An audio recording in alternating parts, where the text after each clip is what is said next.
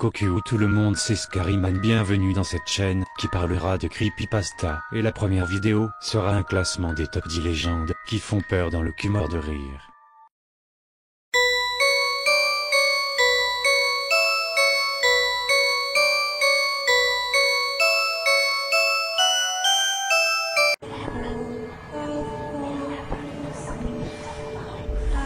Vous connaissez sûrement la poupée tueuse Chucky, et si je vous disais qu'elle est inspirée d'une histoire réelle, ça fait froid dans le slip. Cette poupée a été donnée à un jeune enfant, au début du 19e siècle, par un serviteur de la famille du jeune enfant, qui pratiquait le vaudou, pour se venger du traitement que la famille lui avait infligé. Très rapidement le jeune enfant s'attacha à cette poupée, et il a appelé de son propre nom Robert. Au fil des jours, ils devinrent inséparables, si bien que Robert avait de très longues discussions avec sa poupée, nuit et jour.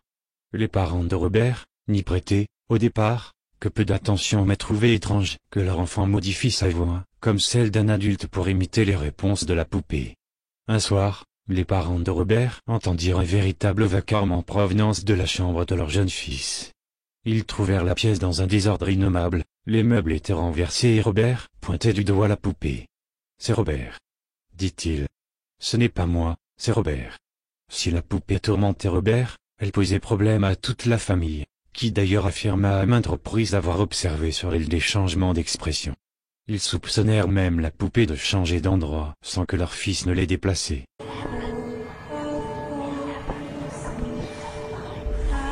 Imaginez un peu. Vous vous sentez mal durant votre sommeil. Vous vous réveillez soudainement.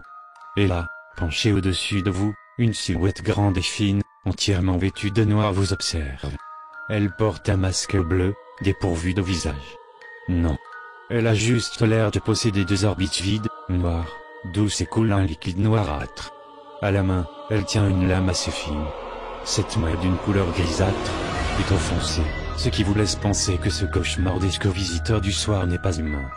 Il semble toujours en train de vous observer à travers ce masque étrange. Vous arrivez à entendre un souffle rauque s'en échapper.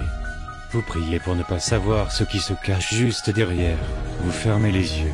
En les rouvrant quelques secondes après, la créature a disparu. Vous pensez un rêve. Mais une douleur lancinante au niveau du ventre vous fait vite changer d'avis. Vous veniez d'être attaqué par Eyeless Jack.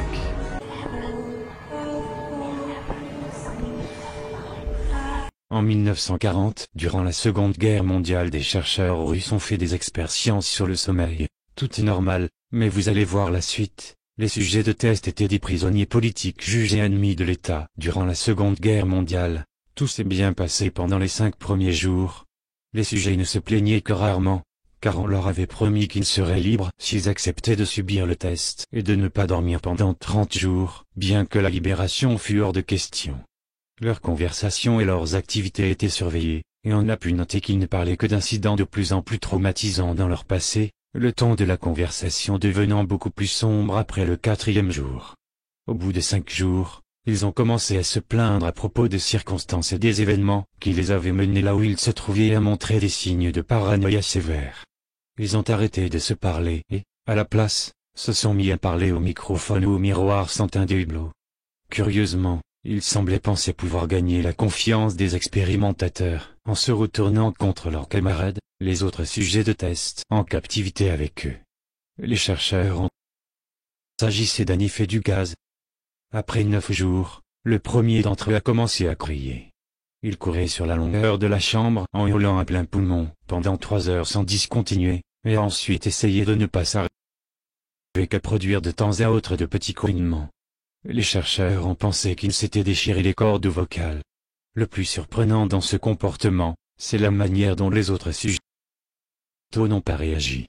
Ils ont continué à murmurer à l'attention des microphones jusqu'à la seconde où les cris des captifs qui ne criaient pas ont alors désossé les livres, ont enduit toutes les pages avec leurs propres excréments et les ont collés sur le verre des hublots. Les cris se sont rapidement arrêtés. Au bout de 15 jours, les cobayes ont commencé à perdre la tête. Les scientifiques sont entrés dans la pièce où les cobayes étaient emprisonnés avec l'armée. Les sujets ont été retrouvés morcels. Un était en vie, alors il a souri et il a dit « Est-ce que vous avez oublié si facilement ?» a répondu le sujet. « Nous sommes vous. Nous sommes la folie qui est cachée dans chacune d'entre vous, suppliant d'être libérée à tout moment dans votre esprit animal. Nous sommes ceux dont vous vous cachez toutes les nuits dans vos lits. Nous sommes ceux que vous réduisez au silence et à la paralysie lorsque vous rejoignez le paradis nocturne que nous ne pouvons fouler. Ces dernières paroles étaient si près d'être libres.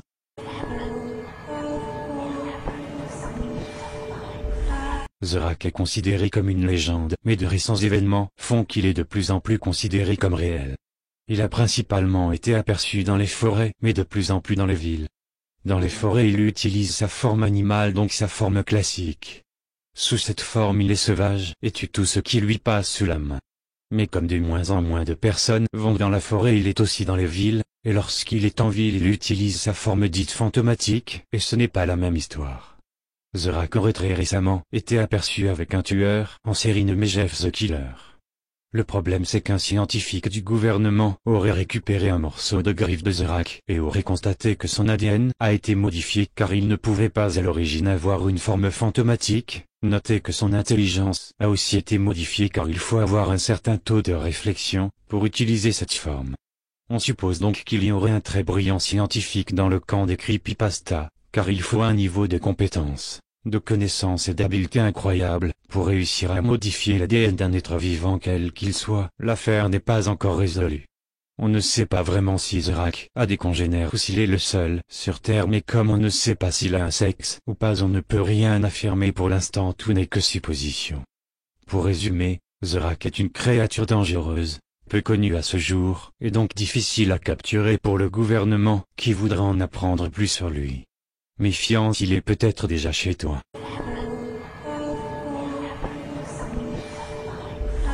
Logan Jack est un clown tueur, qui a basculé du côté du mal à cause d'un jeune enfant, Isaac, son meilleur ami, qui l'a renié pendant 13 ans, et il l'a emprisonné dans une boîte. Le jeune enfant a été envoyé dans une école par ses parents, pour avoir tué le chat de sa voisine lorsqu'il jouait avec le Logan Jack. Et c'est comme ça que le Logan Jack est né. Il croit que tuer des gens c'est un jeu.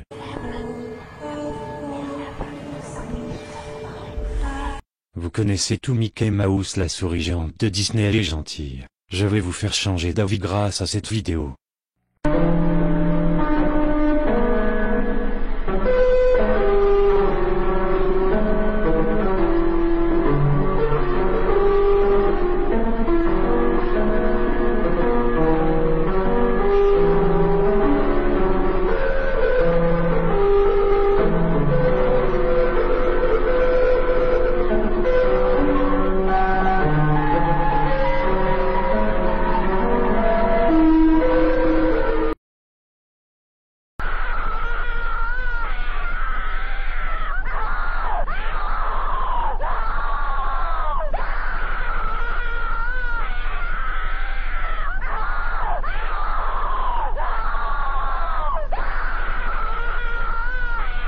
On peut remarquer que la démarche de Mickey a changé ainsi que son sourire. Il affiche un sourire malsain comme celui d'un tueur et on peut entendre des cris. On raconte qu'un des employés de Disney aurait regardé cette vidéo en entière et il s'est enfui de la salle de cinéma en criant et se serait suicidé avec le pistolet d'un agent.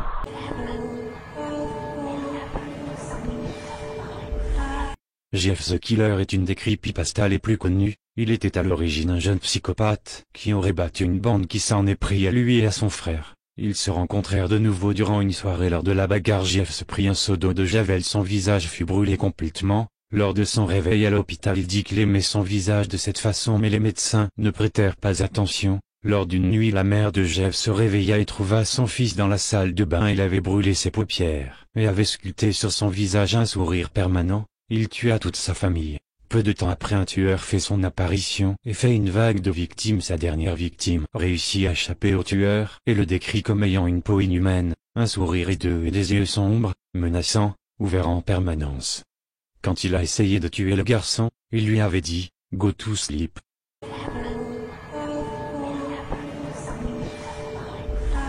Jack l'Éventreur est un tueur en série londonien durant 1888 et 1891. Ses victimes furent tous des prostituées, au nombre de 5. Dans les quartiers pauvres de London, toutes ces victimes furent éventrées, plutôt amputées. MDR, c'était sa marque. Jusqu'à aujourd'hui, la police n'a jamais retrouvé sa trace. Il se peut que vous ayez un de vos proches un ou des objets hantés ou objets maudits dans votre maison ayant appartenu jadis à une personne malfaisante. Cela peut vous paraître incroyable. Comme le tableau de l'homme tourmenté, une œuvre d'art maudite. En 1999, à Maryport en Angleterre, Sean Robinson rentre chez lui avec une mystérieuse toile que sa grand-mère possédait depuis des dizaines d'années et qu'elle gardait mystérieusement à l'abri de ses proches. Cette toile serait possédée. Mystérieuse, mais la légende veut que le tableau soit l'autoportrait d'un homme si tourmenté qu'il se serait mutilé en peignant la toile. Mais il y a plus macabre encore. Une fois qu'il a terminé son tableau, il s'est suicidé, un objet devenu hanté. Le tableau restera à la cave 10 ans, jusqu'en 2010 où le tableau est exposé dans la chambre d'amis. Ensuite, Sean commence à faire d'affreux cauchemars. Des bruits inhabituels se font entendre dans la maison, des bruits de pas, des sanglots, un énorme fracas en pleine nuit. Une silhouette noire se dresse au pied de son lit chaque nuit.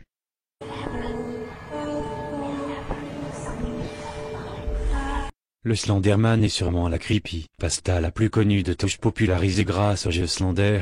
On raconte qu'il existe vraiment. En réalité, il serait un enfant obsédé par le mal. Slenderman aurait en fait été une vraie personne, totalement normale, comme vous et moi. Un Américain d'après les dires, il avait 29 ans l'année de sa mort. C'était un homme grand, ayant subi un accident qui l'avait défiguré dans sa tendre enfance. Il avait passé de nombreuses années à subir les moqueries de ses camarades. Son seul refuge était sa chambre, où il pouvait passer de longues journées à lire ses comics préférés. Il avait un rêve, sûrement le rêve d'innombrables petits garçons, il voulait, plus tard, devenir un super-héros. Malheureusement pour lui, ses parents étant pleins de ferveur religieuse jusqu'à en devenir bigots, il était forcé de se rendre à la messe chaque dimanche, quelle que soit son humeur ou son état. Bien souvent, les enfants de la kermesse en profitaient pour l'insulter en le traitant de erreur de la nature, de monstre ou de créature de l'enfer. Il n'était pas si loin de la réalité, mais il n'avait aucune idée de ce que l'avenir leur réservait. Voici donc que notre Slenderman se mit à vouer une haine profonde envers ses enfants. Se reposant sur ses bandes dessinées, il s'était dessiné son propre costume en volant le costume de son père, une espèce de smoking, noir et blanc, auquel il adjoignit une cravate rouge. Il s'imagina nombre d'aventures dans sa chambre, où il aidait Superman et d'autres super-héros à vaincre le crime, si seulement il avait su. C'était pourtant une belle journée qui commençait. Une de ces magnifiques journées d'été, que chacun apprécie. Il avait décidé d'inaugurer le vélo, que ses parents lui avaient offert pour son anniversaire. En cours de balade, il tomba malencontreusement sur la bande qu'il détestait, 3 gamins qui lui vouaient une haine profonde. Ces garnements ne se firent pas prier pour renverser notre homme, lui briser son vélo et le jeter dans l'étang à côté, avant de prendre la fuite.